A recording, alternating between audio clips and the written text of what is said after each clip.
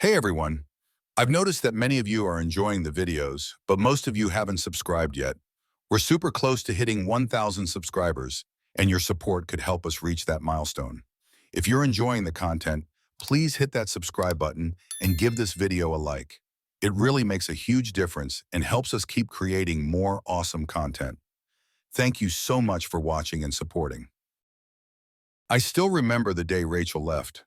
The house felt wrong from the moment I walked in. Silence hung heavy, suffocating. There was no familiar clatter of her moving around in the kitchen, no faint hum of music drifting from the living room. I called her name out of habit, even though I already knew she wasn't there. My voice echoed back at me, a hollow response that seemed to mock my confusion.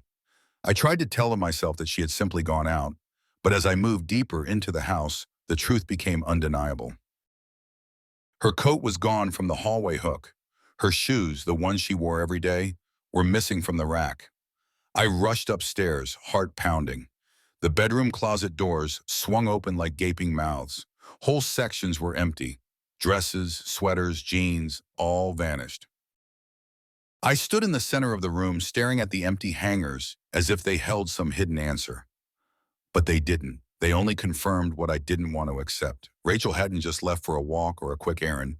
She had left, and she hadn't bothered to leave a note. I spent the next few hours calling her phone over and over until her voicemail became a familiar taunt. Each unanswered call was a punch to the gut. I tried texting her, sending frantic messages that became increasingly disjointed, desperate. Nothing. The silence wasn't just a lack of sound. It was a void, growing larger with every second.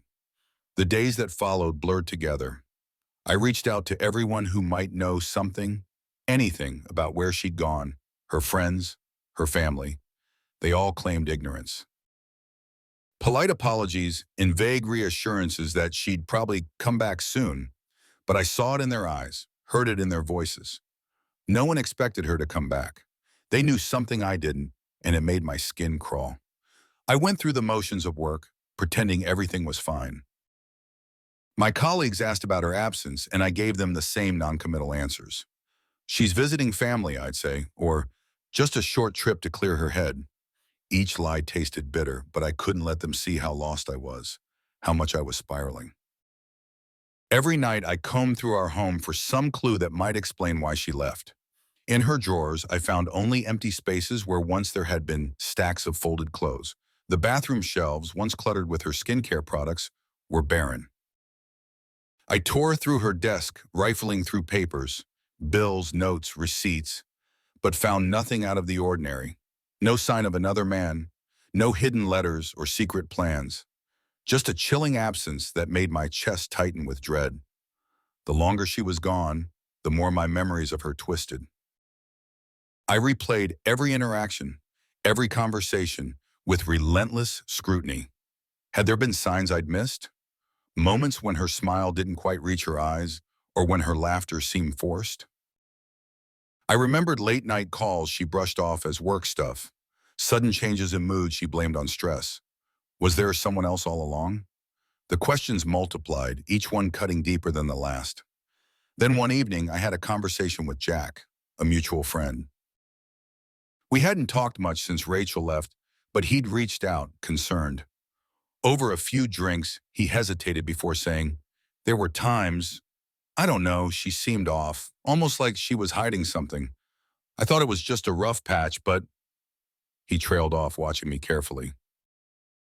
"What are you saying, Jack?" I demanded, leaning forward. My heart thumped loudly in my ears. He shifted uncomfortably. "I'm just saying, in the months before she disappeared, she was different. She canceled plans a lot. Talked about needing to get away, like she was restless." Restless. The word felt like an accusation. Restless meant unhappy, meant dissatisfied, meant deceitful. I forced a smile, pretending to take it in stride, but inside I was unraveling. When had Rachel become someone who kept secrets from me? Those conversations with friends, each one carefully skirting around the truth, added more weight to the sense of betrayal.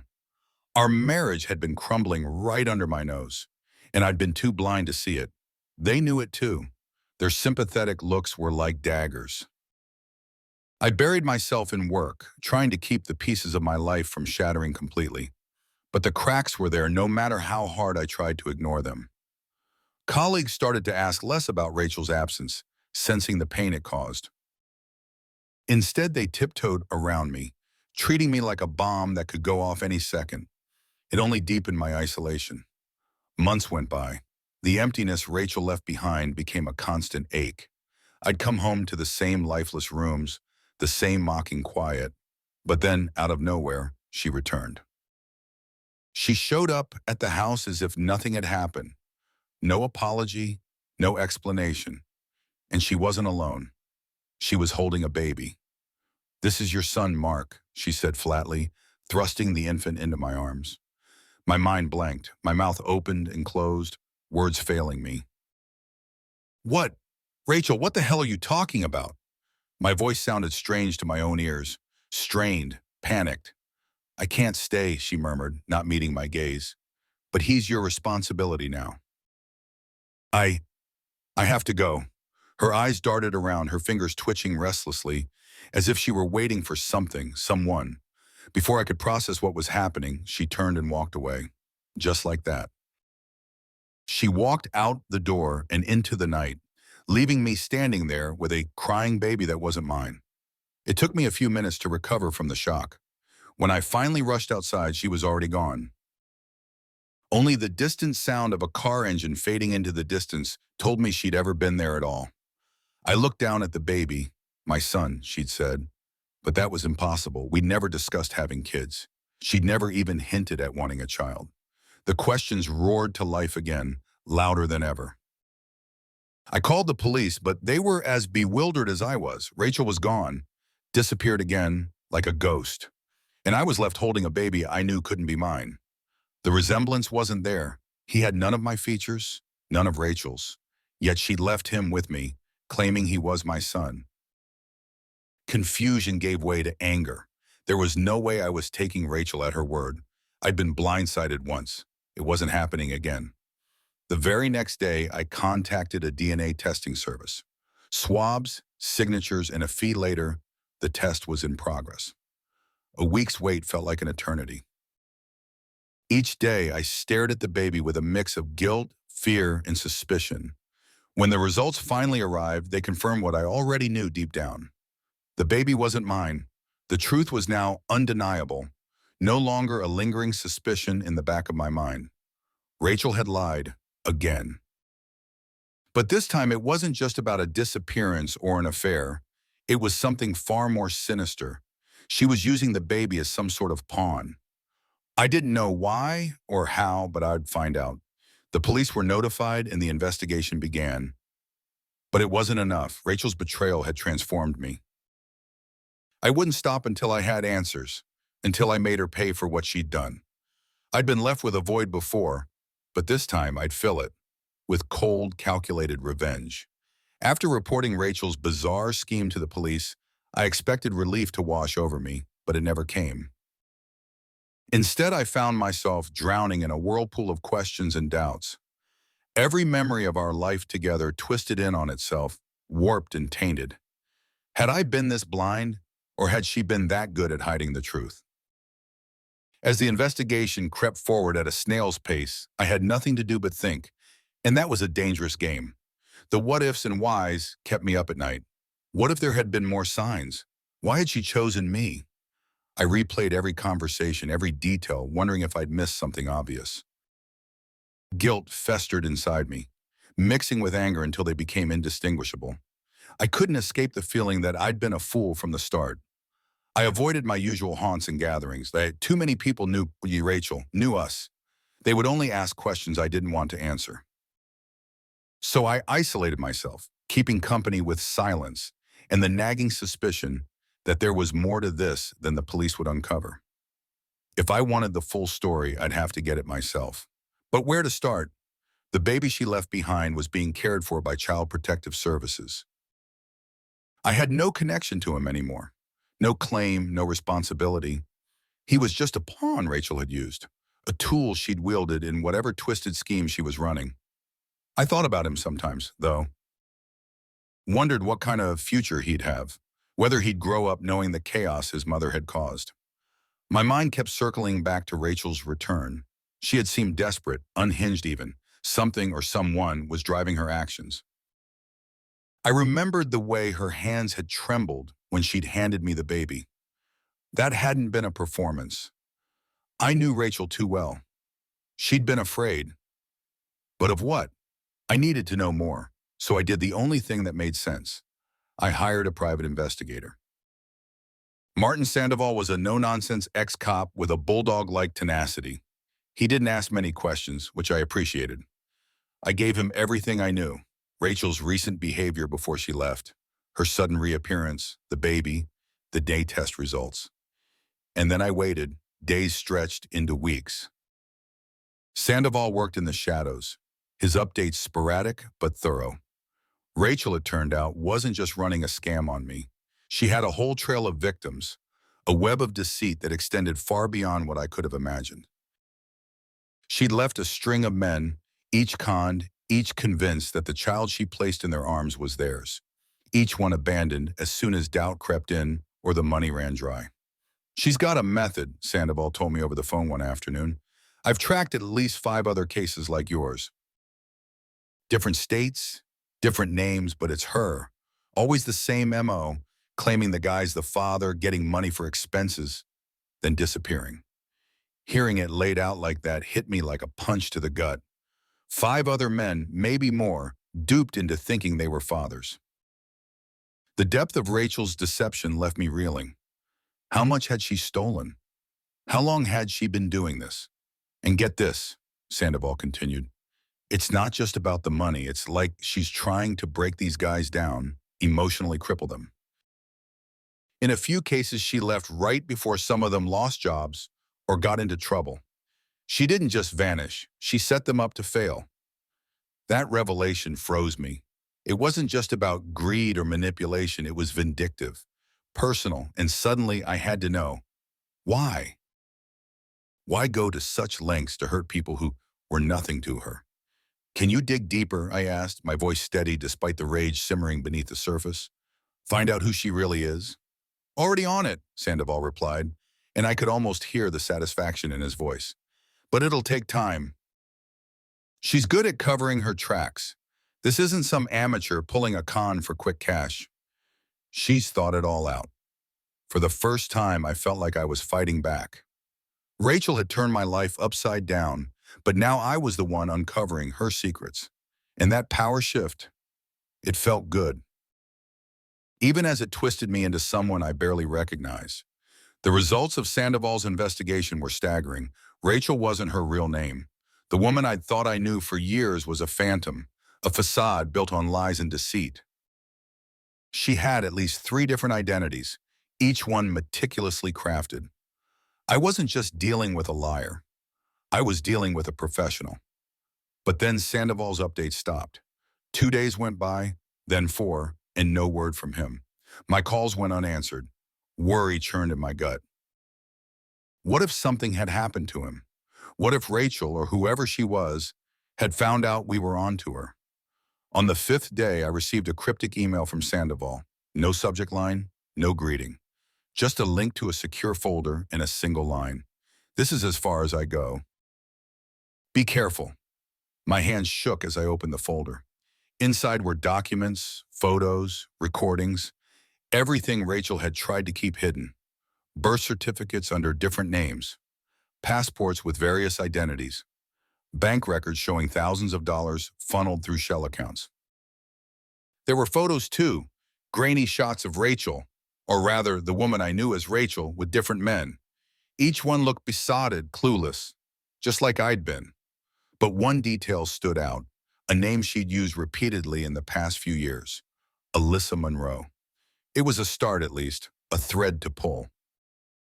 I did some research of my own, chasing the name through online databases, social media profiles, anything I could access.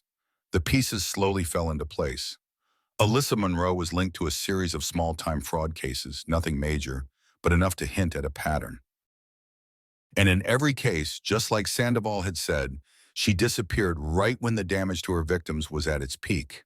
Bankruptcy, unemployment, divorce. She orchestrated destruction with surgical precision. My anger became a blade, sharpening with each new discovery. The baby she'd left with me had been a test, a trap. Maybe I was just the latest target in her twisted game. But I wasn't like the others. I wasn't going to crumble and disappear. I was going to make her face what she'd done. The police, meanwhile, had managed to locate a few of the other men. They were hesitant to talk, ashamed and bitter. I couldn't blame them. Admitting you'd been played like that, it ate away at you. Still, I reached out to them, pieced together what I could. Their stories were horrifyingly similar to mine. Rachel, no, Alyssa, had walked into their lives, spun a web of lies, and left them broken and empty. I wanted to feel sympathy, but all I felt was cold determination. Each victim was another link in the chain I'd used to bring her down. Finally, after weeks of hunting, a lead came through. Sandoval's final file mentioned a property under Alyssa's name, an old apartment she'd rented in a rundown part of town. I debated going there myself, thought about confronting her in person. But I knew better. I'd seen what she was capable of. Instead, I tipped off the police. Let them handle it. I'd stay in the shadows, watching, waiting. If they found her, I'd have my chance to confront her, to look her in the eye and demand to know why she'd done this. The day they raided the apartment, I was there. I parked far enough away to avoid suspicion, but close enough to see the commotion. Officers moved in, quick and efficient. I watched, pulse racing, as they led someone out in handcuffs. But it wasn't Rachel. The woman they pulled out looked similar. Dark hair, slight build. But she wasn't my wife. She wasn't Alyssa. Another decoy, another lie. Frustration boiled over. I stormed into the police station, demanded answers. They explained calmly that the woman was just a tenant.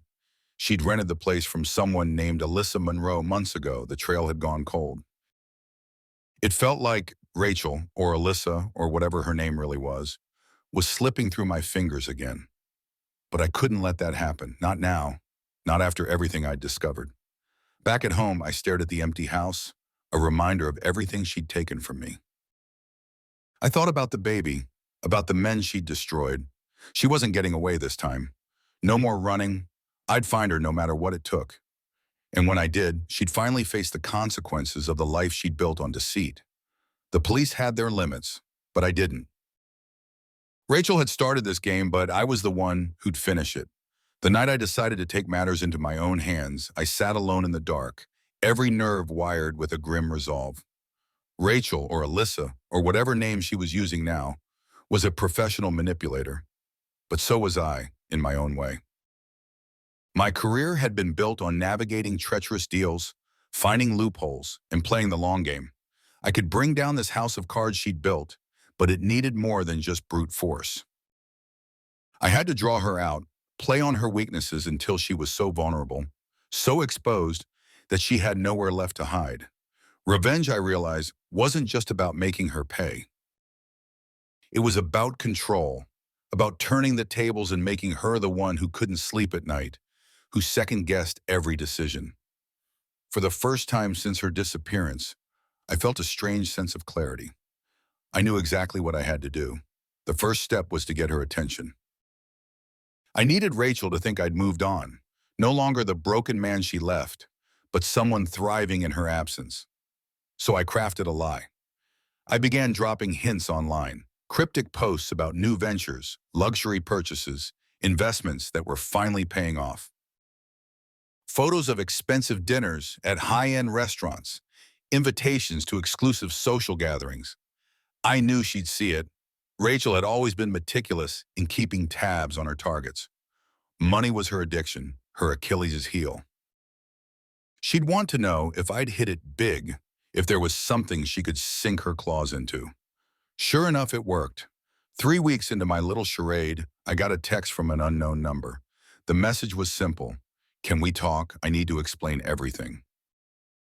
I stared at the screen, 1,000 conflicting emotions surging through me. My heart raced, but I forced myself to stay calm. I couldn't afford to give in to anger now. This was what I'd been waiting for, my opportunity to reel her back in. I typed a short reply, choosing my words carefully. It's been a long time, Rachel. I think we both need to talk. The response came almost immediately. Not over the phone. Can we meet? I paused, fingers hovering over the keyboard. She was afraid of being traced, that much was clear. It meant she was feeling hunted, desperate. I almost smiled. Good. I'm not sure, I replied, letting just enough uncertainty slip in. You hurt me. You can't just show up and expect everything to go back to normal. I could imagine her reading those words, trying to gauge whether I'd truly forgiven her or if I was still simmering with resentment. I wanted her to think she had a chance, that I might still be the gullible husband, hopeful for some form of closure or reconciliation. She needed to believe I was weak. Please, Mark, I know I messed up. I just want to see you. I need your help. I'm in trouble, Thumb. The last line jumped out at me. I read it twice. Then again, I'm in trouble. There it was, the crack in her armor. Something had changed. Maybe it was the police closing in, or maybe one of her schemes had gone sideways. Whatever it was, I could use it. Okay, I typed back. One meeting, but on my terms. I chose a public cafe on the outskirts of town.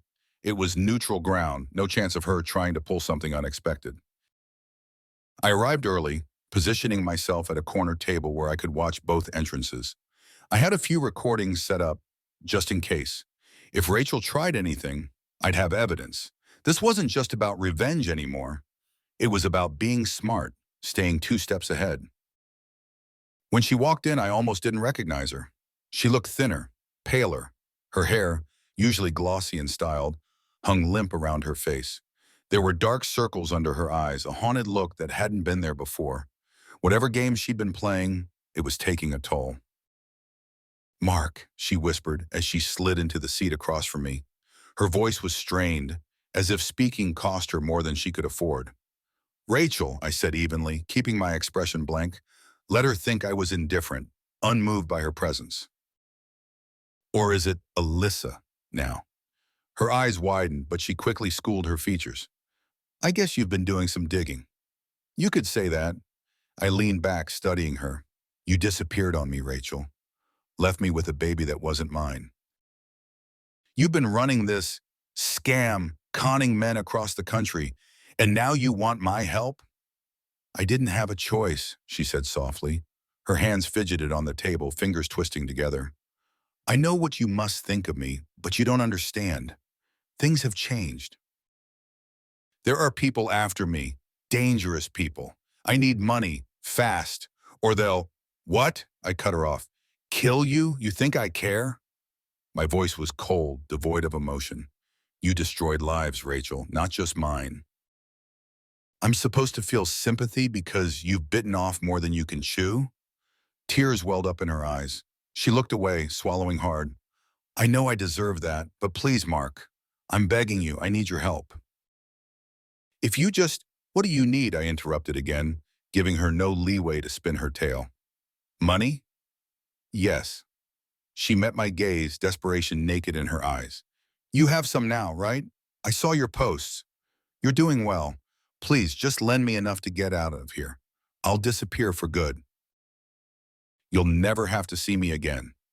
My jaw clenched. Every instinct screamed to reject her, to push her away, but I forced myself to play along. How much? 50,000, just enough to pay off what I owe, and 50,000, I repeated, scoffing. I'd be lucky to scrape together half of that. Please, Mark, she whispered, voice breaking. I'm out of options. I pretended to think it over, tapping my fingers on the table. I might be able to get some of it, but on one condition. You stay with me until it's arranged. No running, no more lies. You want my help? Then I need to know where you are at all times. Rachel hesitated, then nodded. Okay, I'll do whatever you want. Just, please don't leave me out in the cold. I almost laughed at the irony of her words. Don't leave me out in the cold. That's exactly what she'd done to me, to all her victims, but I kept my face neutral, offering a slight nod instead. You can come to the house, I said slowly, just until we figure this out. Her relief was palpable. Thank you, Mark. I promise I won't make things difficult. I just need to— Don't, I interrupted. Don't thank me. Not yet. I stood, signaling the end of our conversation. Let's go. Back at the house, I settled Rachel into the guest room. She was jumpy, flinching at every creak of the floorboards, eyes darting to the windows as if expecting someone to break in at any moment. It wasn't an act. She was genuinely afraid, but of what? And more importantly, how could I use it? Who are these people you owe? I asked that night, keeping my tone casual as we sat in the living room. Loan sharks? Former marks? Rachel shook her head, biting her lip. It's complicated. Let's just say I crossed the wrong people, and now they're closing in. Names, I pressed. I need names if you want me to help. She hesitated, then whispered, There's a man, Vincent Moretti. He's been after me ever since I backed out of a deal. He doesn't take betrayal lightly. Moretti, I'd heard the name before, a mid-level criminal known for extortion and racketeering. I filed the information away, a plan already forming in my mind. Rachel's fear was real, and if Moretti was involved, that meant she was truly out of her depth. Good. The more pressure she was under, the easier it would be to break her. Fine, I said finally. You can stay here until I figure out how to get the money. Rachel nodded, relief washing over her features again. Thank you. I won't cause trouble, I swear. But she wouldn't have the chance.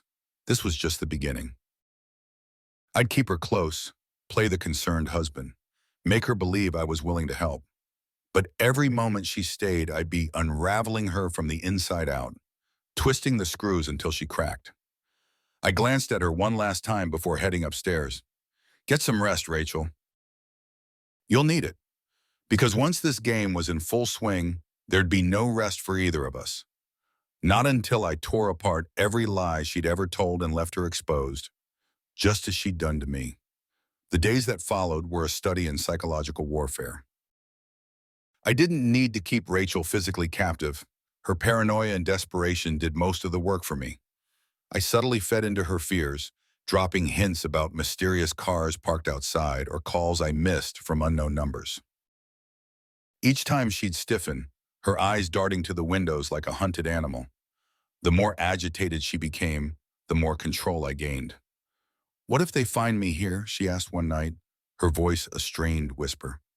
We were sitting in the living room, the silence between us thick and oppressive. They won't, I lied, barely glancing up from my laptop. You're safe here as long as you don't do anything stupid. She flinched, the accusation hanging in the air between us. It was a small jab, just enough to remind her of who held the upper hand. She was smart enough not to respond. Instead, she stared at her hands, fingers twisting in a nervous rhythm I'd come to recognize.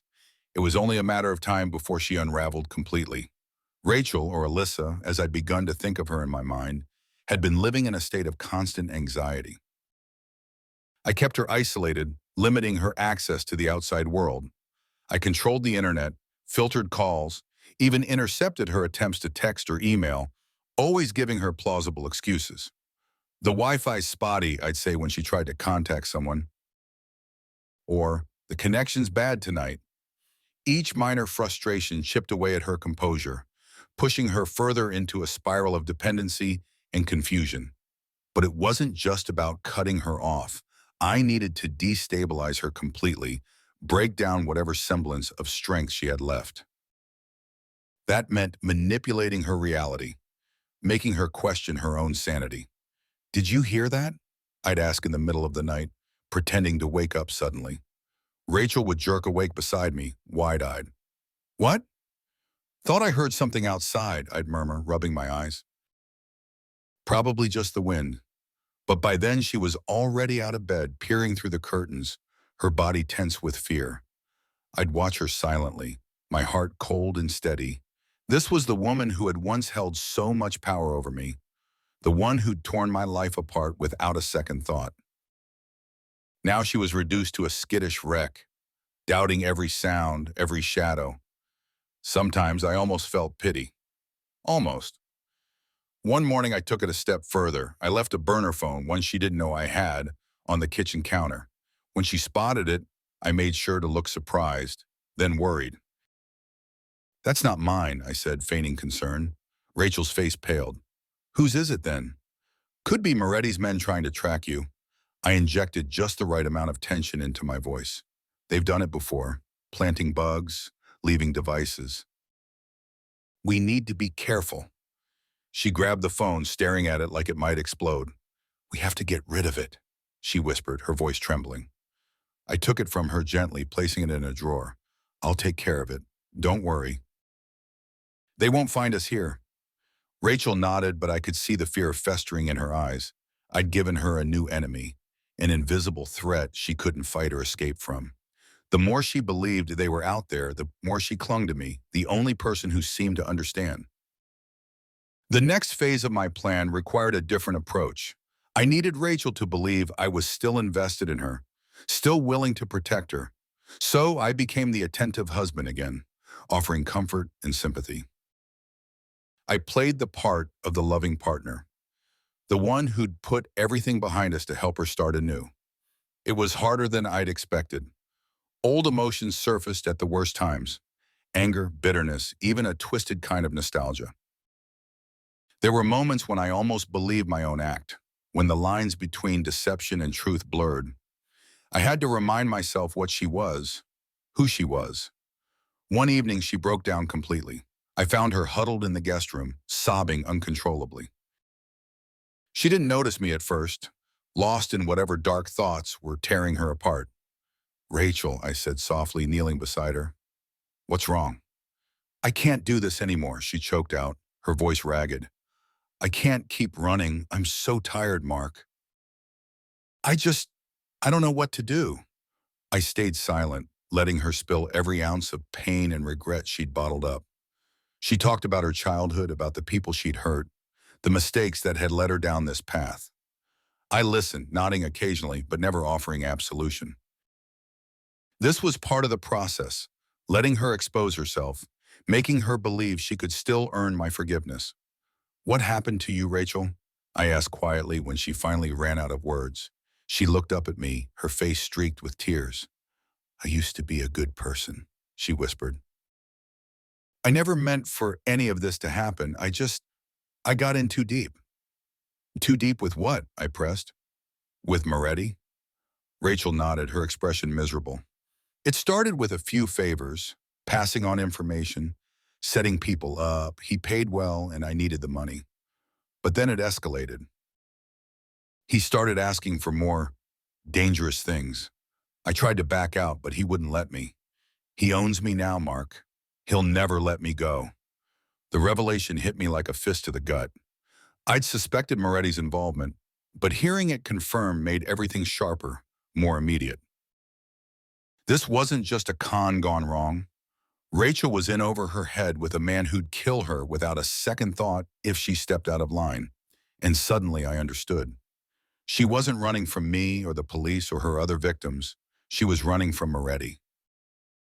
Why didn't you come to me? I asked, my voice low. Before all this, why didn't you just ask for help?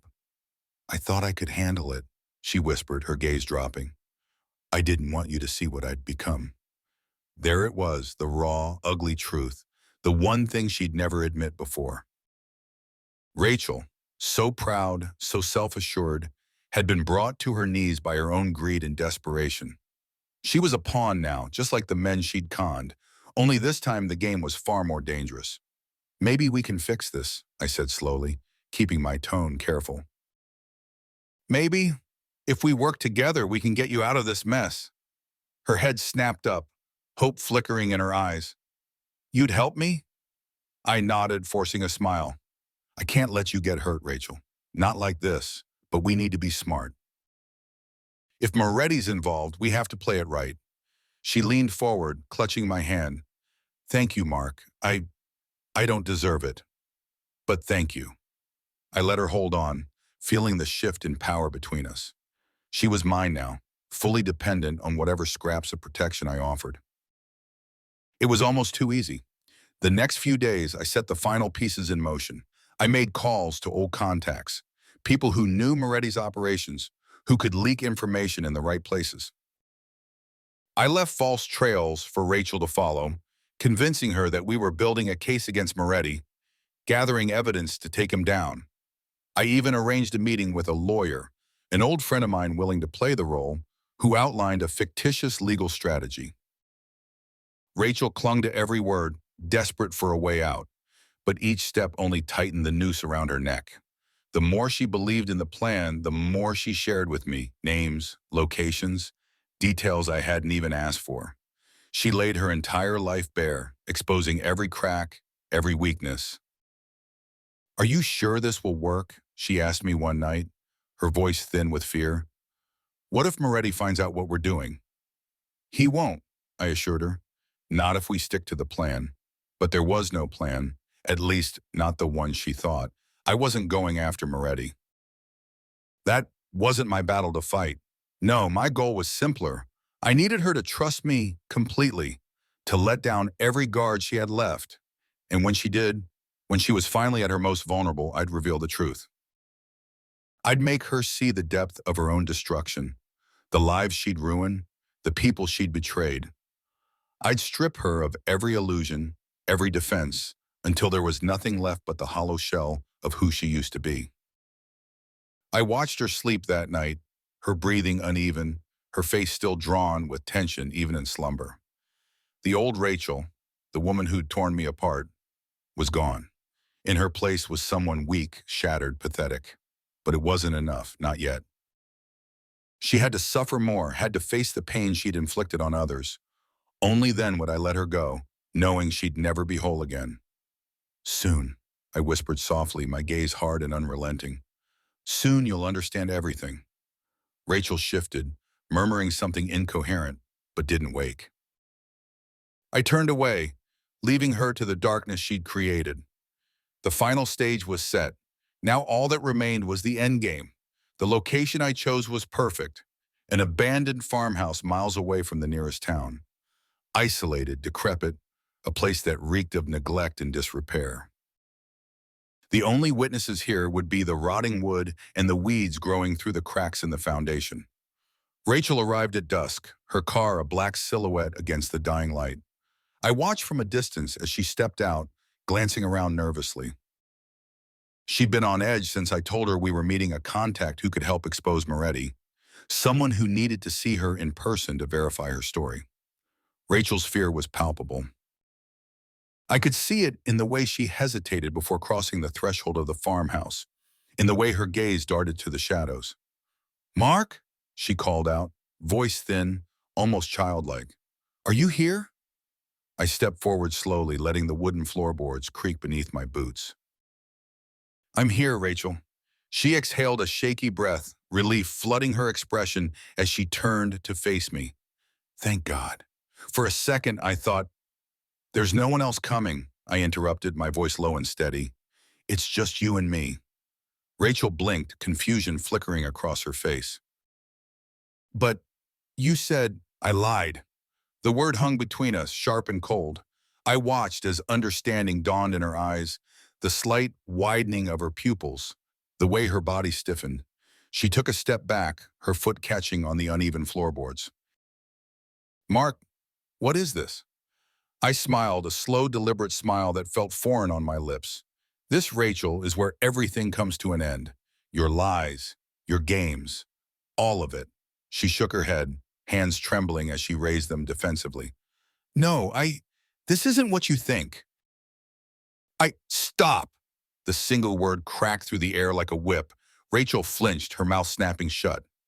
"You don't get to spin this anymore. I know everything, Rachel. I know about the men you conned. I know about the babies. I know about Moretti." I took a step closer, watching her shrink back. "I know you ran out of people to deceive, ran out of options. That's why you came back to me. Please, you have to understand." Her voice broke, the desperation leaking through every word. "I was trapped. He made me do things I didn't want to do. I didn't have a choice." "Bullshit," I snapped, the fury I'd kept bottled up spilling over. "You had a choice. You always had a choice. But you chose to destroy lives instead, to destroy my life." "I'm sorry," she whispered, tears streaming down her face. I'm so sorry, Mark. I stared at her, hating how sincere she sounded, how vulnerable she looked. I almost believed her. Almost. But then I remembered the nights I'd spent alone, the shattered pieces of my life I'd tried to put back together. I remembered the baby she'd left at my doorstep, the betrayal that had seared through me like a brand. Sorry doesn't change what you did, I said softly, shaking my head. It doesn't bring back the years you stole from me. It doesn't erase the pain, the humiliation. Rachel dropped to her knees, hands clasped in front of her. Please, she begged, voice cracking. Please, just give me another chance. I'll make things right. I'll go to the police, tell them everything. I'll testify against Moretti. I'll... Enough! The word reverberated through the empty farmhouse, echoing off the walls. Rachel froze, staring up at me with wide, tear-filled eyes. I took a deep breath, forcing myself to calm down. I don't want your testimony, Rachel. I don't want your confessions. I want you to understand what you've done. I do understand, she whispered, voice barely audible. I understand. I hurt you. I hurt so many people, but I'm trying to fix it. No, you don't get it, I murmured, my gaze boring into hers. You don't get it at all. I pulled out my phone and tapped the screen. A projector I'd hidden behind a stack of old crates whirred to life, casting a flickering image onto the opposite wall. Rachel turned slowly, her expression wary, and then she saw it, the first video clip. It was her, standing in a dimly lit room, holding a newborn baby. Her voice, smooth and practiced, filled the silence. This is your son, she was saying. You need to step up and take responsibility. Rachel's eyes widened in horror. What is this? Keep watching, I said coldly. The video cut to another scene, another man, another baby. Rachel's voice again, coaxing, manipulating, painting the same lie with different strokes. One by one I played them all, clips I'd painstakingly gathered from the other men she'd duped, from the evidence the PI had uncovered. Each clip was a dagger aimed straight at her soul, each one a reminder of the trail of devastation she'd left behind. By the time the last clip ended, Rachel was sobbing, her body shaking uncontrollably. Please, she whimpered, face buried in her hands. Please, Mark, stop. I can't watch anymore. I let the silence stretch, heavy and suffocating. Then I stepped closer, crouching down in front of her. You see now, I whispered. You see what you are, what you've done. Rachel looked up at me, her face a mask of anguish. I'm sorry, she breathed. I'm so sorry. I studied her for a long moment, searching for any sign of deceit, but there was none. She was broken, completely, utterly broken. And yet, it didn't feel like enough. I want to believe you, I murmured, reaching out to brush a tear from her cheek. I really do. But I need you to understand, Rachel. I need you to feel what I felt. She stared at me, confusion mingling with fear. What do you mean? I smiled, a thin, humorless smile. Let me tell you a story, I said softly, about a man who had everything taken from him. About a man who was pushed to the edge, who lost himself in his need for revenge. Rachel shook her head, tears still streaming down her face. No, please don't. Shh, I whispered, pressing a finger to her lips. It's a good story, Rachel. And it ends with a choice. I stood up, pulling a folder from my coat pocket and tossing it onto the floor in front of her. Open it. Her hands trembled as she picked up the folder, flipping it open. Inside were copies of every piece of evidence I'd gathered, every bank statement, every email, every photograph, all neatly organized, and all laid out in stark, damning clarity. Rachel's breath hitched as she looked through the contents. What is this? Your life, I said simply.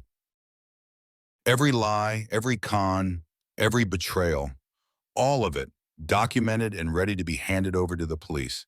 It's enough to put you away for a long time. She looked up at me, eyes wide with terror. You're going to turn me in? I shook my head slowly. No, Rachel. I'm giving you a chance to decide how this ends.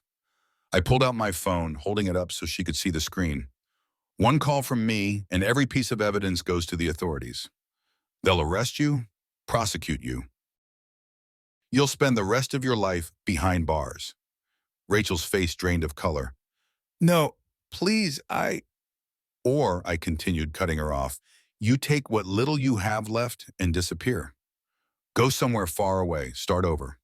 But you leave everything behind, every cent, every asset. You walk away with nothing. She stared at me, her chest heaving with shallow breaths. What? She whispered. Why would you do this? Because I want you to know what it feels like, I said quietly. To lose everything, to be stripped of your power, your security, your identity. I want you to feel what I felt, Rachel. Tears pooled in her eyes, spilling down her cheeks. And if I say no, if I refuse? I shrugged. Then you go to prison. Either way, you're finished. But this way, at least you have a chance. A chance to make something of yourself, to be more than the monster you became. Rachel was silent for a long time, her gaze locked on the folder in her hands. Then slowly she nodded. Okay, she whispered. I'll go, I'll disappear. I nodded, a strange hollowness spreading through my chest. Good. You have 48 hours to be gone. After that, I make the call. She stood shakily, swaying on her feet. I'm sorry, Mark, she breathed. I'm sorry for everything. I looked at her, really looked at her, for what felt like the first time in years. I know, I said softly. But it doesn't change what you did. Rachel nodded, her shoulders slumping in defeat. Without another word, she turned and walked away, her steps faltering as she disappeared into the growing darkness. I watched her go, a strange emptiness settling over me. It was over. I'd won. But the victory felt hollow, like ash in my mouth. I glanced at the folder on the floor, the evidence of her lies, her deceit. Then I turned and walked away, leaving it behind. The confrontation was over, but I wasn't sure who'd really been defeated. Rachel left like I knew she would. I never saw her again, but I kept my word. I let 48 hours pass before I sent the evidence to the authorities. Every document, every recording, every digital footprint she'd left behind, enough to dismantle her life completely. By the time they tracked her down, she was a ghost. Broken, trying to flee across state lines. She didn't make it far. When the police arrested her, she barely resembled the Rachel I'd once known. The news covered it briefly. A woman facing multiple counts of fraud and child abandonment. A con artist brought to justice. For most people, it was just another story. For me, it was closure. Or at least, that's what I told myself. Months went by. I watched her trial from a distance, detached. She pleaded guilty to the charges, sparing herself a longer sentence. The courtroom photos showed a hollowed-out woman, her spirit gutted. Rachel was sentenced to 15 years, with the possibility of parole in 10. It felt like a lifetime and yet not nearly enough. I thought I'd feel relief, satisfaction even. But when the gavel came down and the judge pronounced her fate, all I felt was numbness, a strange, disquieting void. I didn't go home and celebrate. I didn't call friends or share the victory with anyone. I just sat there staring at the newsfeed, the emptiness inside me spreading like a disease. The months turned into a blur of routine. I sold the house we'd shared. Too many memories lurking in the corners, too many ghosts. I transferred jobs, moved to a new city, severed old ties. It felt right, necessary, as if shedding my old life could somehow erase the bitterness that lingered in my blood. I wanted a fresh start. I needed one. The new apartment was a far cry from the spacious home I'd left behind. It was smaller, quieter, with none of the luxuries I used to think mattered, but it suited me. The silence was a balm, a place where I could breathe without the weight of Rachel's betrayal crushing my chest. The few people I interacted with were strangers, and I kept it that way. I'd had enough of close relationships, of trust. I'd started seeing a therapist, something I'd never imagined doing before.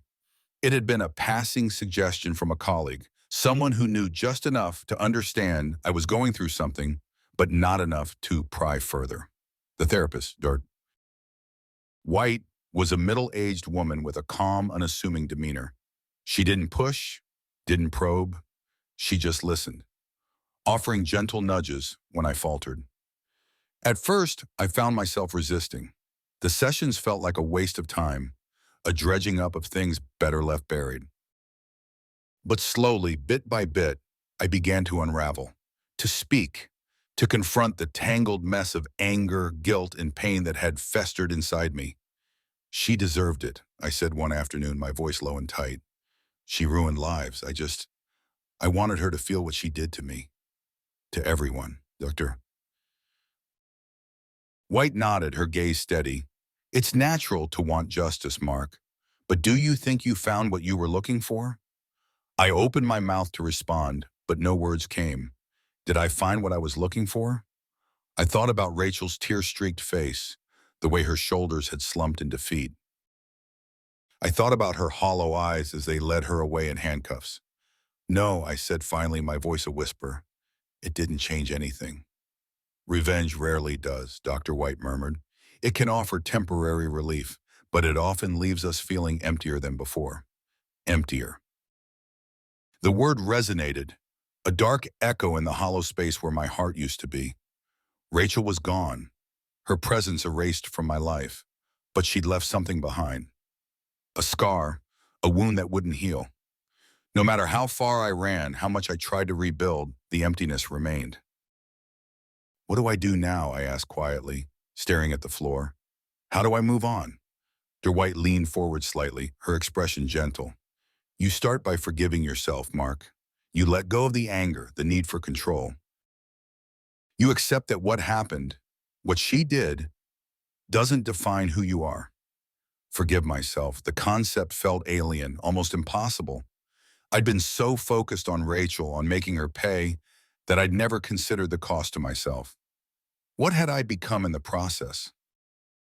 A man driven by hate and bitterness, willing to destroy another person to find peace. But instead of peace, I'd found only a deeper sense of loss. The therapy sessions continued.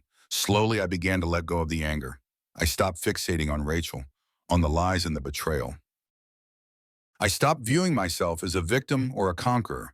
Instead, I started to see the shades of gray in between, the complexity of human behavior, the ways we hurt each other, the ways we break. It wasn't an easy process. There were setbacks, moments when I'd find myself staring at the old photos I hadn't yet deleted, the bitterness flaring back to life. But each time, I'd remind myself of the truth. Rachel was gone. I'd severed that part of my life. And holding on to the resentment would only keep me chained to the past. I began to rebuild. Small steps at first. I joined a local hiking group, spending weekends on trails that wound through the mountains and forests surrounding the city. There was something grounding about nature, something that pulled me out of my head and back into the present. I met new people, people who didn't know my story, who saw me for who I was now, not who I'd been before Rachel. I even picked up old hobbies I'd abandoned during my marriage. Painting, something I'd once loved but had let slip away. At first, the canvases were stark, filled with harsh lines and dark colors, reflections of the turmoil I couldn't yet articulate. But gradually the colors softened, the strokes became lighter. The paintings became less about pain and more about exploration, about finding myself again. It was during one of those hikes that I met Lucy. She was nothing like Rachel. No sharp edges, no hidden agendas. Just an open, honest woman with a love for life that seemed to radiate from her. We started as friends, sharing stories and laughter over campfires and coffee. There was no pressure, no expectations, just two people enjoying each other's company. But as time passed, I felt something shift, a slow, tentative blossoming of feelings I hadn't expected. Attraction, curiosity, a desire for something more. I found myself drawn to her warmth, her kindness. I found myself wanting to open up, to let someone else in. It scared me, terrified me actually, but it also felt right. One evening, as we sat by a small stream, watching the sunset paint the sky in hues of gold and crimson, Lucy turned to me, her expression thoughtful. "You know, Mark," she said softly, "you never really talk about your past." I stiffened, old defenses rising instinctively. But then I took a breath, forced myself to relax. She wasn't prying, she wasn't Rachel. She was just Lucy, someone who genuinely cared. "There's not much to say," I murmured, staring at the rippling water. "I was married once. It didn't end well." She nodded, her gaze understanding. "We all have our scars, but they don't have to define us." "No," I agreed quietly. "They don't." We fell into a comfortable silence, the sound of the stream filling the space between us. And for the first time in a long time, I felt a flicker of something warm and unfamiliar. Hope. Lucy reached out, her fingers brushing against mine. A simple, tentative gesture. An offering. I hesitated, then slowly turned my hand over, letting our fingers entwine. It was a small act, a quiet promise. A step forward. The past would always be there, a shadow lingering at the edges of my thoughts. But it didn't have to control me. I'd been through hell and back. I'd confronted my demons, faced my pain, and now I was finally ready to let go. As the sun dipped below the horizon, casting the world in a soft, fading light, I glanced at Lucy and smiled. "I think," I said slowly, "I'm ready to start over." Her smile was gentle, encouraging. "Then let's do that, one step at a time." One step at a time, it was all I could offer, but it was enough. The darkness of my past, the deceitful echoes of Rachel's betrayal, would always be a part of me. But they didn't have to be my whole story. I had a chance now, a chance to build something new, to find happiness beyond revenge. And for the first time, I believed it was possible.